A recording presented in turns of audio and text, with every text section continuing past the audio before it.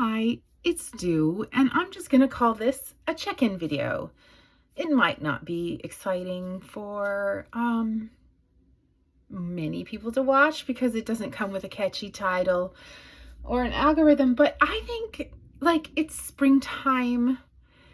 There's a lot going on in this world, and I think for me right now, as I've said in previous videos, there's just a lot to appreciate about being bookish, and I want to honor that. And so I'm just going to say this is kind of a recalibrate to the bookish things that have gone on, some serendipitous in the last few days. Check in on my TBR, recalibrate and reinvigorate it, and make a few comments about an amazing discovery I made about the Friends of the Public Library close to me. So first off, since my last video, I have finished People of the Book and Dear Life. I will make review videos about them, and I will just say this. So glad that I read both of these books. Both of these books are more than worth reading, according to me, and I've given recommendations to several people about both of these books. I'm currently still sort of I'm catching up to, because I was listening to a book that I had to switch to read, which I've talked about in previous videos, and that's sort of sidelined because I am almost finishing State of Wonder by Anne Patchett or Patchett, and started listening to and got a good start on listening to this pretty dense book of the Bone People. This is so fantastic that these just kind of happened at the same time, because there's a lot of crossover. I look for connections. Maybe most people do, but I very particularly look for connections. And there's a lot of connectivity of these two books. So maybe likely in the coming book review, when I get there, I will discuss the connections I'm finding in both theme and sort of characterization and character development in both of these books. And I might even do, what did what better or not. I try not to get too opiniony like that. I'm just right now understanding that I have a very critical mind, and I just critically want to enjoy worldviews and perspectives that books give me. So this is where I'm at now. State of Wonder should be done very soon. And then because I'm listening to the Bone People, I plan to listen to it probably for the better part of a week. All right. So what do I have planned immediately next? Probably these two. This has been hanging around. I actually had a plan to get it done by, the date would be tomorrow, to give to somebody who I was supposed to see tomorrow. And I wanted to have it done before then. It hung out on a Libby hold. Its font is just too small for me to engage with for a very long time. So I like that shift into digital, where I can make the font bigger because of the headaches I suffer. And it came available somewhat recently, got bumped, and I thought it was serendipitous because I was about to see this person. That's been on hold, and this is now borrowed from my public library digitally to help me when I'm starting to get headaches or I feel some eye strain. And no one's waiting for it. So I kind of shuffled it around to be soon to be read, definitely on my topper priorities. But I decided to read, for example, listen to Bone People and State of Wonder, because they have folks waiting for them on the digital version. Another book that I don't know if I'm excited to read, but I'm going to try to muster up some enthusiasm right here, right now for Frederica by Georgette Heyer. This is like a classic romance.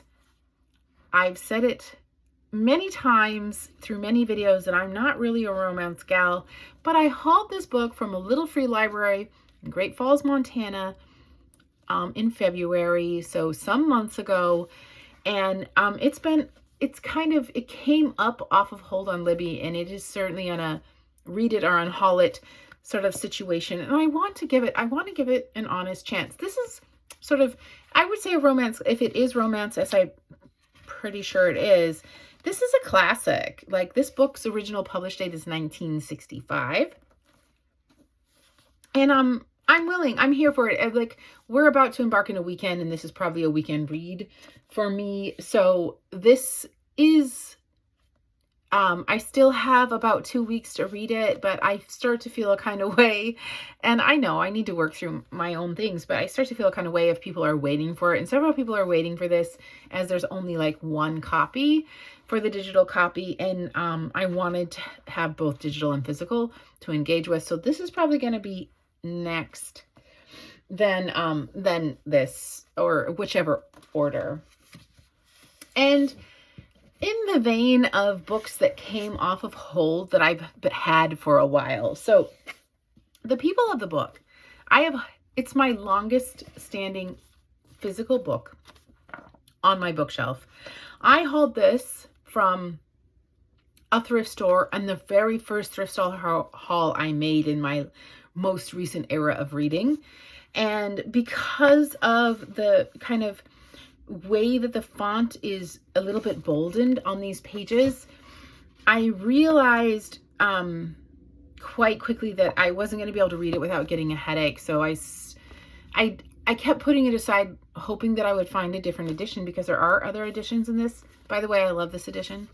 And then consequently started my library, my Libby, all of that. So this is the longest standing book on my shelf. It's just now finished. This is from February, and this also is from somewhere near then. So this also came off of hold on my Libby shelf, as it is a paperback, a little bit small print. I decided to go ahead and look for a digital version. It's The Sun Walks Down. It's a story of when a boy goes missing in Australia. This is an Australian author, an Australian setting, and I've had some anticipation for this book for a while, since I hauled it several months ago before I started making videos. It came off recently. It came off my hold shelf in Libby, and it has then therefore been bumped into a TBR, an upcoming week or two TBR, and I think that's just how I'm going to have to handle my TBR situation now. The last book of that similar situation of came off of hold, had it for a long time, and really just want to have the opportunity to read digitally with a dark screen, or make adjustments to accommodate my headaches, and or this beautiful autographed, this is an autographed copy of this hardback book, and there's the signed copy. And I think to myself, well, where will this go? But before I get ahead of myself, this has been sitting around. This has been a signed copy sitting around on my bookshelf a little too long. The opportunity to read it both physically and digitally has arisen. It is a 400 and some page book, so it's not a short book. But as I have the digital, it's the digital version available to me for the next few weeks. This is also kind of getting bumped up into my upcoming TBR, and not having anything to do with sort of the TBR challenge, unless we want to say that the TBR challenge is just kind of spring cleaning and let's move books off of my shelf, my physical shelf. that have been on there for a while, so I can stay true to my goal of reading, unhauling. This came from a little free library too, sidebar, as well. Reading and unhauling back into little free libraries and not hoarding anything for too long. I remember having kind of mixed feelings about this book when I read the synopsis. I was just kind of browsing it again, and I don't have a whole lot of anticipation for this book other than it was enough for me to keep holding on to.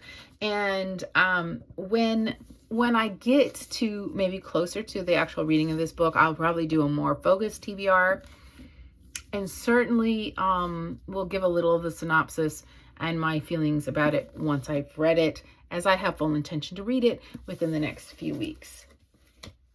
So also in the next few weeks, and probably sooner rather than later, I have these 3 books, which are the final 3 books of my TBR challenge that kind of just keeps getting reshuffled. And that challenge was prize winners, and I had selected off of my shelf 1 book kind of per different prize. So I have several prize winners, like I have many Pulitzer Prize winners, and a couple Penn Faulkners on my shelf, and I selected 1 of each. So what's left is Home Fire, which I've talked about more than once, by, I'm going to say Camila because that's a pronunciation I'm comfortable with, but it might be Kamala, right? It might be Kamala Shamsi. So Kamala Shamsi. Much anticipation still for this book. I can't wait to get to it. The Spectator Bird, which I can't necessarily say I have the same enthusiasm for, but I have this in audio and digital, and it's quite small, and I am curious. This very much gives Plains US, and this is a, I mean, we're going to call it a classic. It's 1976 publication date. And it was the winner of the National Book Award. So I've had this book for a while too, so it kind of fits a spring cleaning. It did come out of a little free library, and it was before I started to get really discerning on this dark font, like we just saw in The People of the Book, because as it is now, I just wouldn't haul a book like this. I have too many books on my physical TBR, and I can't, like, physically, I can't read this. I've learned that for whatever reason, that sort of darker font, that bolded font, gives me headaches. The final sort of book of that TBR challenge that I just want to make mention that's still on my shelf, I'm noticing it, I'm reinvigorating myself for it, is Less. That was a Pulitzer Prize winner. And it very much gave contemporary fiction. This is a male author, and The Spectator Bird is as well, but I've been reading a lot of female authors, so I was excited to pull off Andrew Sean Greer. This book was published in the mode year of publication from any little free library grab, and this did indeed come from a little free library of 2017. It was the exact same day that I hauled State of Wonder. And I remember because I grabbed this book and then I was doubtful about this book. I was like, what can I say about this book other than it clearly, I mean, according to the sticker, and sometimes those are misleading too, because sometimes it's the author that won the Pulitzer Prize, not the book, but that this book was the winner of that year, probably 2017, maybe 2018 Pulitzer Prize. But in the front, the little blurb is Anne Patchett's. I recommend it with my whole heart. Super excited that really close to each other I'll be reading both of these books, as I hauled both of those books, and for whatever reason, let me back up. I hauled both of these books. Of course, we know I hauled both of these books, but from little three libraries close to each other on the same day. And for whatever reason, that excites me. Another short, so these 3 are short paperbacks, all of which I have digital versions, none of which have people waiting for them, so they can be renewed off my library, on my digital library shelf. I have to say, I have the same amount of enthusiasm to read these books as I did when I originally created the TBR over a week ago, thinking that they'd be done. And then, you know, other things happened joyfully. I think the last book I'll say is that one that I think is going to be my crosswalk into what I expect to be my next TBR prompt, which is books whose authors have names in them. And I kind of curated that some time ago, thinking it would come more quickly than it did. And I'm not trying to feel any kind of way like if it doesn't happen and I just keep doing this haul bump, whatever is happening now, and also reading things from the public library exclusively, more than fine. But Little and Lion, I had hoped to get to by the end of April, April being Mental Health Awareness Month. And I don't see it happening as the end of April is coming in just a few days. And this feels a bit bumped. That being said, I'm just keeping it on my TBR shelf, which is really little. It's just this really little shelf that holds these like 7 books that I've just showed you. And I'm going to read it when I feel super compelled. So if it bumps something else, so be it. I am going to end this video with the last sort of serendipitous. Am I overusing that word? Indeed I am. I needed to go. So I was going with my child today. Let me get the story right. As the truth. I was going with my child today to a very close neighborhood as they needed to do something. And I said, since we're going there, let me just hop into the Friends of the Public Library shop that's only open on this day and only till this time. And it's only till 3, and it was 2:35.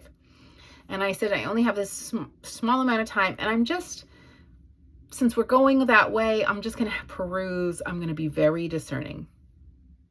And I was very discerning. I picked out 4 books, which is still a lot since I still have a tote full of books that I promised myself that I'm not even going to shelve until I get through this whole TBR shelf. And then make room on my general shelf. I don't have a whole lot of room in my little apartment. And I picked out these 4 books, and then the woman with whom I was talking extensively about books said, would you like to be a member? And I'm all about membership for supporting the public library, but I'm not about subscriptions and those kinds of things. And I was very enthralled to hear that the membership included was, first of all, very reasonable. Like, I get what they're doing. Like, this isn't a reasonable amount during these hard times that people could pay for a membership to be a Friends of the Library. And it includes, in this particular kind of side, not the main Friends of the Library shop, the one that I'm talking about that's only open once a week, you get 2 free books, hardback or paperback, every time you go in, if you're a member. So these are the 2 books that I got for free today because I indeed joined that membership. I might have anyway. And they will be talked about in future sort of haul videos. But I wanted to let you know that this book is sort of like the companion book with a recent Michael Chabon book that I just hauled on the 10 for $5 haul. Was super excited to see it there, particularly this hardback version. The Lowland by Jampai Lahiri. Loved Interpret of the Melodies.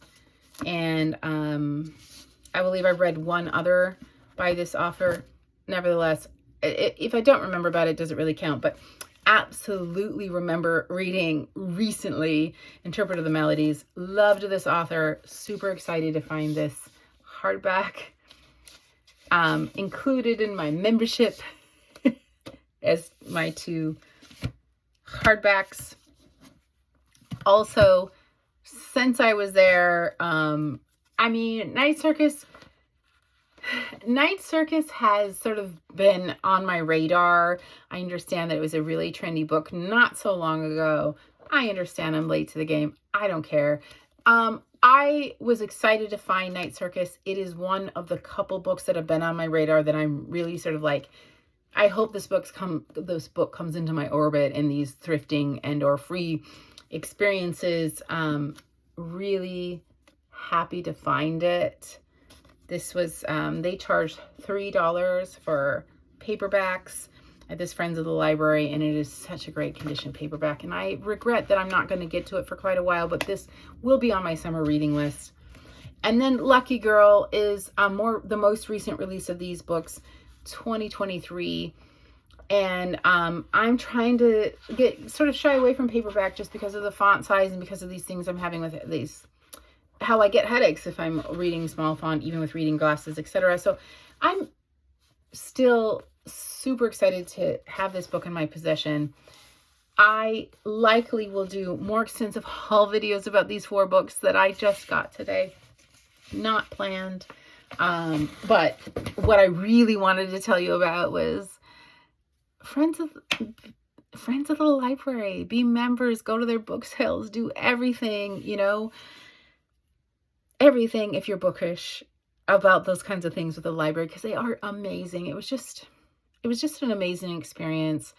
And to look forward to going to a place to thrift for books, to talk to people about books, you know how we do, and then to take 2 back for free, which I'll either put on my shelf or distribute into little free libraries, just excites me to no end.